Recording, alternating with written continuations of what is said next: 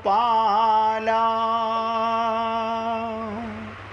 भजो गिरिधर गोविंद गोपाला भजो मुरली मनोहर नंद लाला भजो मुरली मनोहर नंद लाला भजो गिरिधर गोविंद गोपाला भजो गिरिधर गोविंद गोपाला भजो मुरली मनोहर नंद लाला भजो मुरली मनोहर नंद लाला भजो गिरिधर गोविंद गोपाला भजो गिरिधर गोविंद गोपाला बोलिए वृंदावन बिहारी लाल की जय। जय जय श्री राधे, जय जय श्री राधे। सभी भक्तों से निवेदन, बहुत एकाग्रचित्त होकर सत्संग के प्रत्येक शब्द को पूरी एकाग्रता के साथ हृदयंगम करें। आगे बढ़ने से पहले उस प्रश्न की चर्चा जो कई दिन से आपके साथ चल रहा था, कल मिसेज मेहरा ने पूछा तो दोबारा चालू हुआ। हमने आपसे निवेदन किया, भैया अपने मोबाइल की आवाज़ बंद कर लीजिए। 4 प्रश्नों पर चर्चा थी कि कबीर जी से एक कैदी पूछ रहा है सत्य क्या है। उसकी चर्चा कई दिन तक लगातार चली। फिर आपसे निवेदन किया गया सबसे बड़ा भाग्यशाली कौन, उस पर भी आपको बताया गया। पहले प्रश्न में ही दूसरे प्रश्न का उत्तर छिपा था। जिसने सत्य को जान लिया वही सबसे बड़ा भाग्यशाली है। तीसरा प्रश्न था व्यक्ति का सबसे बड़ा आश्चर्य क्या है। कल इसके ऊपर चर्चा चली। अगर कोई भक्त बताना चाहे कि क्या है सबसे बड़ा आश्चर्य, मैंने 2-3 एग्जाम्पल दे करके बताने का प्रयत्न किया था। कोई भक्त बताना चाहेगा? बताइए।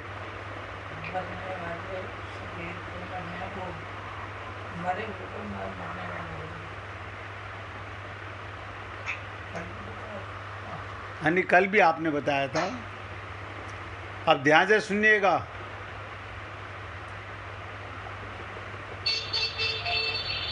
कल भी यही निवेदन किया गया, आज भी यही निवेदन कर रहा हूँ।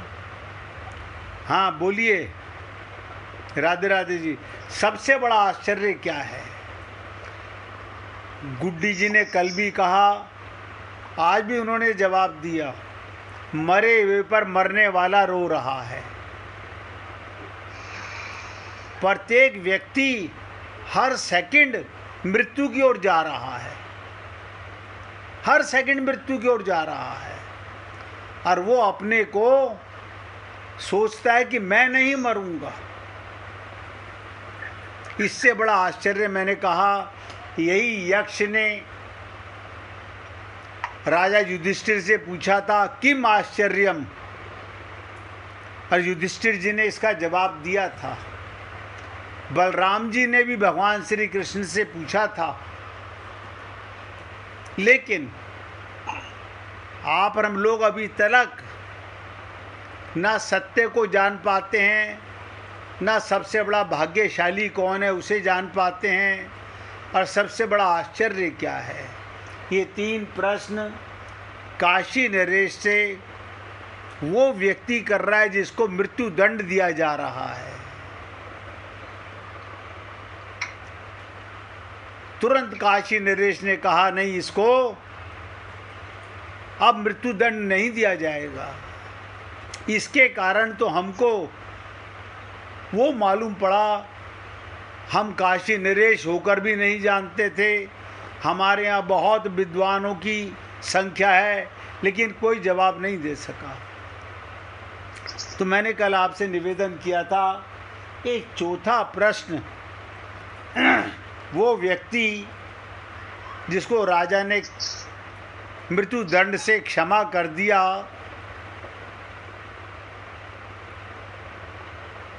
उसने कबीर जी के चरणों में नतमस्तक होकर पूछा कि महाराज, मुझे एक प्रश्न का उत्तर और जानना है। कल ये प्रश्न भी मैंने आपको कहा था, लेकिन ताज्जुब है कि आप और हम लोग क्या सुनते हैं, ना प्रश्न का याद रहता है, ना प्रश्न का उत्तर याद रहता है।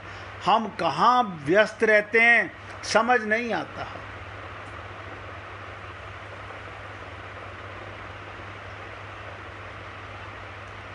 चौथा प्रश्न था कि हमारा सबसे बड़ा शत्रु कौन है।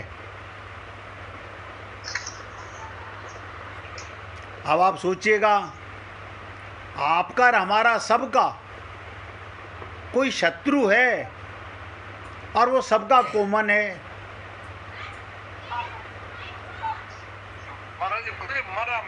मन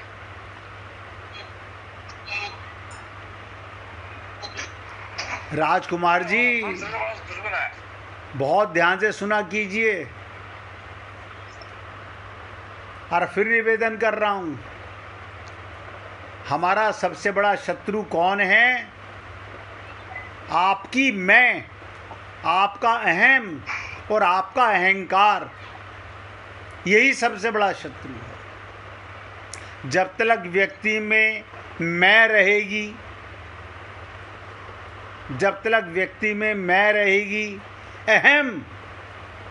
अहंकार बना रहेगा। इससे बड़ा शत्रु जीव का कोई नहीं है। अब ध्यान से सुनिएगा, इसको कैसे समझा जाए। कौशल्या जी ने प्रभु राम से पूछा कि बेटा, तुमने इन बंदरों के दम पर रावण का वध कैसे किया? तुम्हारे पास तो कोई सेना भी नहीं थी। तो क्या कहा प्रभु राम ने कि मां, मैंने रावण को नहीं मारा, मैंने रावण को नहीं मारा, रावण के अहंकार ने ही रावण को मारा।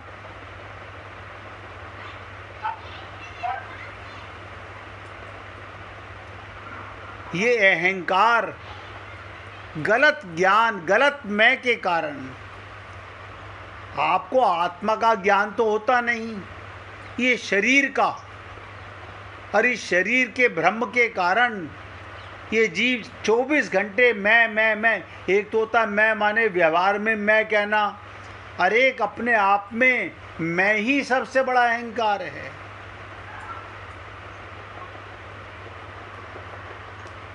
बाली ने, आप देखिएगा, अपने भाई सुग्रीव की पत्नी को अपने बस में रखा, उसे भगा दिया, वो भी मारा गया। क्या कारण था? केवल अहंकार।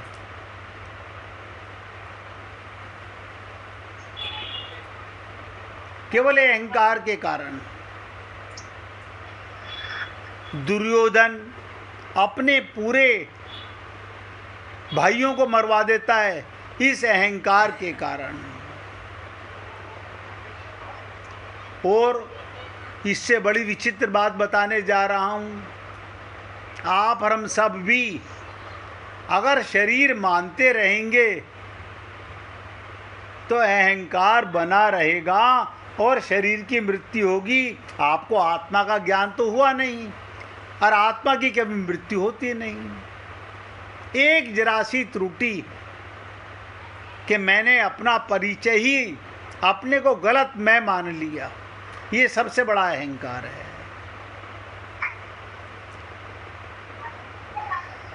तो उस सेवक ने पूछा कबीर जी से कि गुरुदेव, इस अहंकार को समाप्त कैसे किया जाए? ये तो आपने बता दिया हम सब में अहंकार है, फिर ये अहंकार मिटेगा कैसे?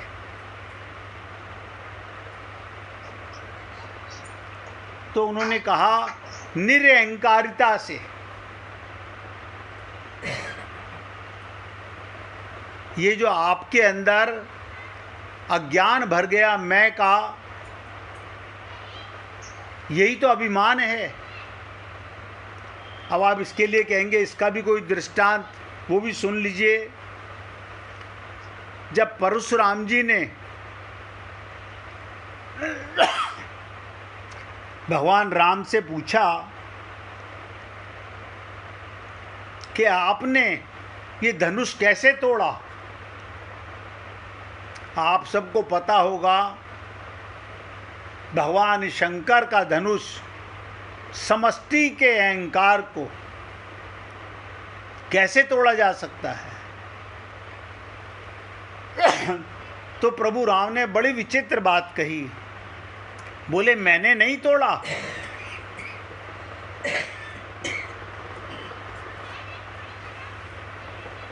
ये बाकी क्यों नहीं तोड़ पाए? इन सब में अहंकार था। ये जितने भी राजा थे, मैं तोड़ूंगा मैं तोड़ूंगा मैं तोड़ूंगा। अब आप सोचिए, इतने सारे राजा उस धनुष को क्यों नहीं तोड़ सके? क्योंकि वो भगवान शंकर का धनुष था, समष्टि के अहंकार को मिटाने वाले। और भगवान राम कहते हैं मैंने नहीं तोड़ा। बोले मैंने तो केवल छुआ था, वो अपने आप टूट गया। अगर मैं कहूंगा मैंने तोड़ा तो मेरे अंदर भी अहंकार आ गया। ये मैं ही तो अहंकार है, यही तो अभिमान है, इसी की तो मृत्यु होती है। जब तक व्यक्ति में मैं रहेगी तब तक वो ऐसे ही संसार में आता रहेगा और जाता रहेगा। इसलिए हे पुण्य आत्माओं, आपसे रोज निवेदन किया जाता है कि जीवो अपनी भूल सुधारो, जो तुमसे ये ना सुधरे तो ब्रजराज पुकारो। ये संत महात्मा पृथ्वी पर हमसे क्या लेकर जाते हैं और हम क्या इन्हें दे सकते हैं? उन्हें कुछ ऐसा मिला होता है जो वो बांटना चाहते हैं, लेकिन हम हैं सुनते हैं। अब ध्यान से सुनिएगा, सुनने के बाद लाभ क्यों नहीं हो रहा?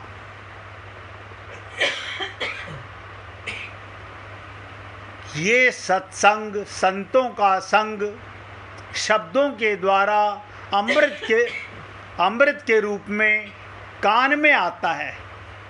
ये कान से पीने की चीज है, लेकिन हम लोग उसमें बुद्धि लगाते हैं अपनी। हम बार बार अपनी बुद्धि लगाते हैं। अब बुद्धि के कटोरे में क्या सही और क्या गलत। आप सोचिए, जो व्यक्ति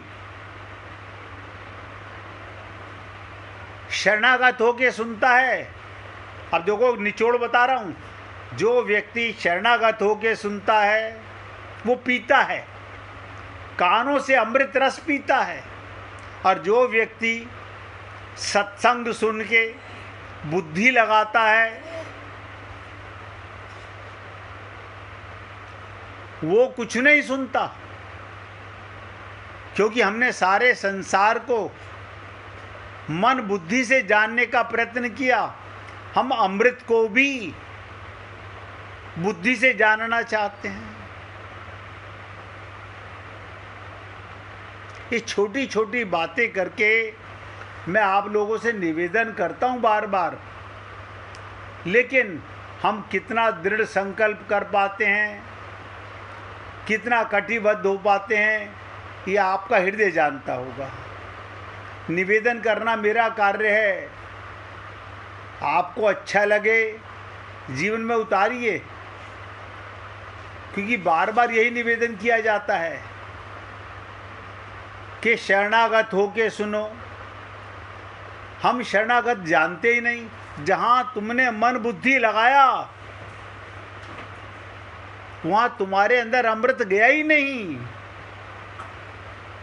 माइक मन, माइक बुद्धि अमृत को क्या पकड़ेगी?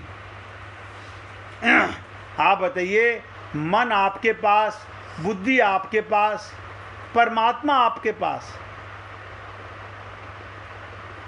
और हम लोग खूब ग्रंथ पढ़ते हैं।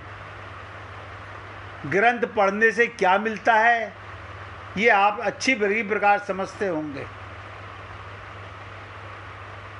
ग्रंथ पढ़ने से क्या मिलता है? आपकी बुद्धि तो पढ़ती है, आप अपनी बुद्धि से पढ़ते हो, मन से उसे समझना चाहते हो, तो डिसीजन 0/100 निकलेगा। यही अंतर है स्वयं पढ़ने में और संतों के द्वारा उसी बात को सुनने और समझने में। अब आप बताइए, छोटी सी बात मैं 4-5 दिन से कह रहा हूँ, मूंदव नैन। अब छोटी सी बात बता रहा हूँ, कल बता के चुका 4 बार। आप बता दीजिए कौन समझ सका कि मूंदव नैन का मतलब क्या है? सोचिए, हम क्या समझे मूंदव नैन का मतलब?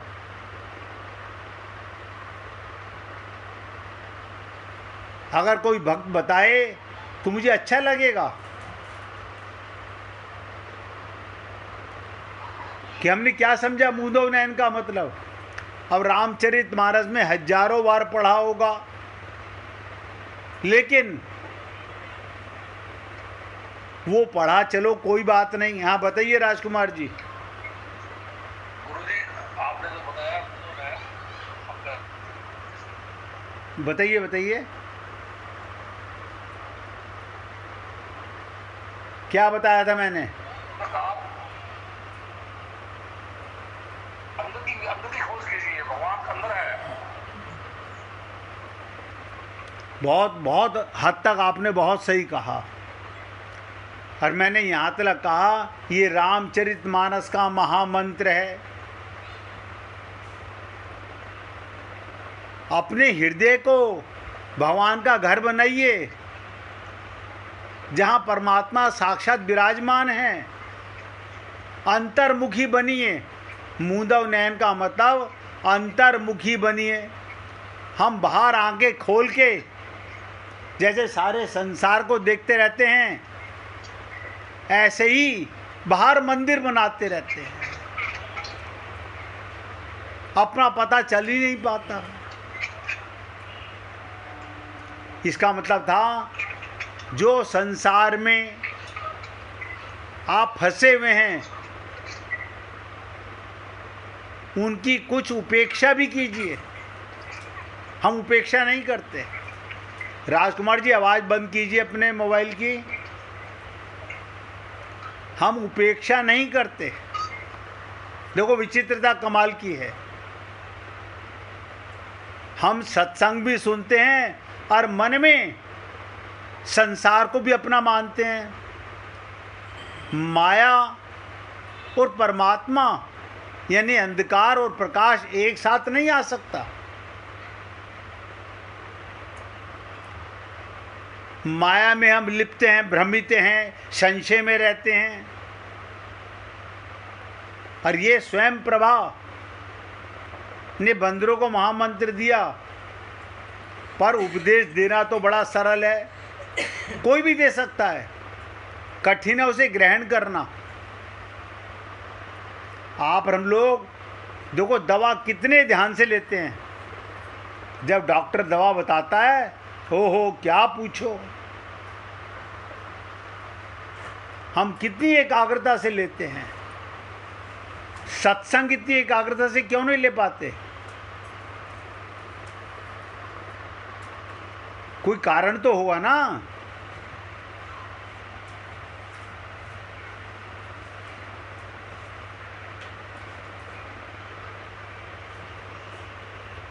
हम लोग दवा इतनी ध्यान से लेते हैं, डॉक्टर ने कहा था 5 बूंद से 6ठी बूंद मत ले लेना। हम पूरी एकाग्रता से 5 बूंद ही दवाई लेते हैं। लेकिन जब सत्संग सुनते हैं, संत महात्मा कहते हैं पूरी एकाग्रता से सुनो, वहाँ एकाग्रता भंग हो जाती है। मन उसी समय संसार का भ्रमण करता रहता है, उपेक्षा नहीं करते, आंखें बंद करके अंतर्मुखी नहीं बनते, संसार की उपेक्षा नहीं करते। तो उपेक्षा कैसे होगी? ईश्वर के प्रति, अपने गुरु के प्रति समर्पित हो, मन में निश्चिंतता लाइए। जैसे छोटा बच्चा, कल भी मैंने कहा था, माँ की गोदी में निश्चिंत रहता है। आप और हम लोग मंदिर में जाके भी निश्चिंत नहीं होते। गुरु के पास तो क्या खाक होंगे, वहाँ तो बुद्धि लगाते रहते हैं।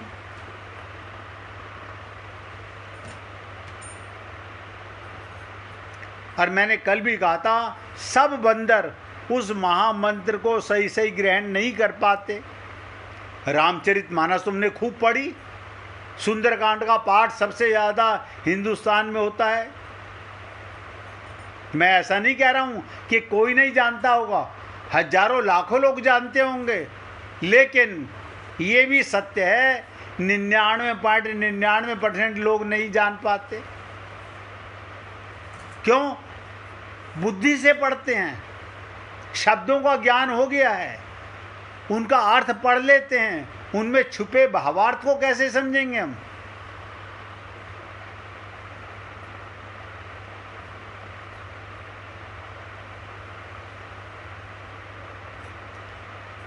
यानी ये सारे देवता हैं जो बंदर बने हुए हैं, एकमात्र, अब ध्यान से सुनो, हनुमान जी ही हैं जो पहले से उस महामंत्र को जानते थे, और अंत में भी वो अकेले ही हैं जो भक्ति तक पहुंच पाए। अकेले, और कोई नहीं गया। इसका एक विशेष कारण था। इसका कारण क्या था? सब ने फल खाए, पानी पिया, सरोवर में स्वयं प्रवाने का मूंदो नैन। उन्होंने क्या कहा? नैन मूंदे पुनि देखई बीरा। यानी ये सारे देवता भोग के अनुयायी हैं। आंख बंद करी, तुरंत खोल के देख रहे हैं कोई चमत्कार हुआ कि नहीं हुआ। हम भी मंदिर जाते हैं, गुरु के पास जाते हैं, चमत्कार पहले पाना चाहते हैं, आंखें बंद नहीं करना चाहते, संसार की उपेक्षा नहीं करना चाहते।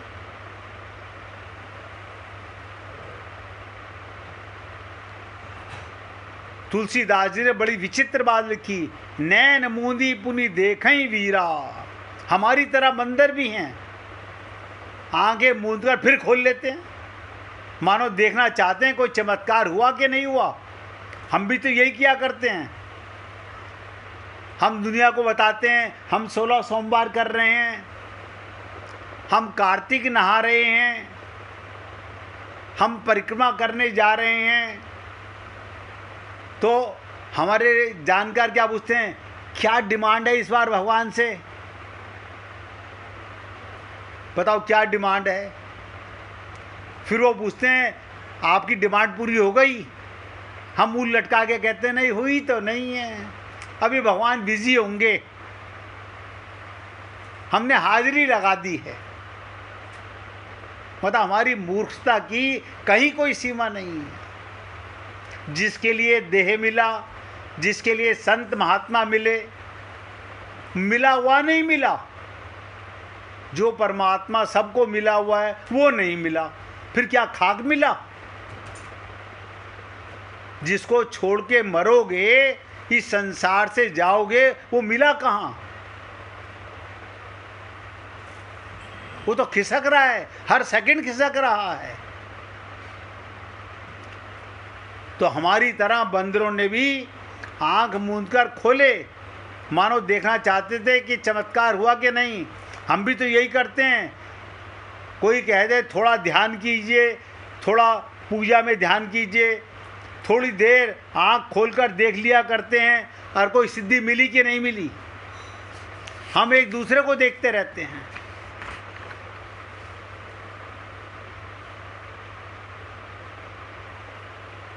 इसका अर्थ ये, हमारा विश्वास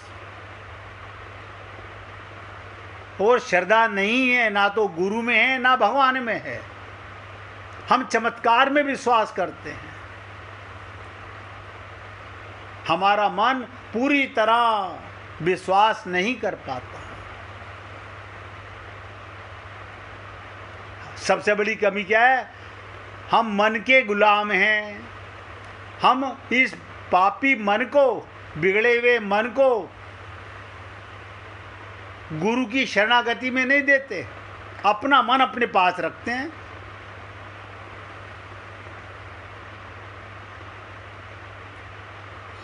इसलिए तुलसीदास जी ने लिखा, नैन मूंदी पुनि देखई। और जब बंदरों ने आंखें खोली तो क्या अचरज देखा, ध्यान से सुनो। बंदरों ने बहुत बड़ा अचरज देखा। वो सब सिंधु के तीर पर खड़े हैं, यानी अभी गुफा में थे, अब आंखें खोली तो सिंधु के तीर पर खड़े हैं, सरोवर के पास खड़े हैं, समुद्र के सामने खड़े हुए हैं। अब आप देखिए, हम आंख खोलते क्या देखते हैं, ये भवसागर नजर आता है, माया का संसार नजर आता है। यही तो भवसागर है, यही भवसागर है। और हम इसमें लिप्त हैं तो पार लगे कैसे। यही सुंदरकांड की विशेषता है, यही रामचरितमानस की विशेषता है, यही हनुमान जी के चरित्र की विशेषता है।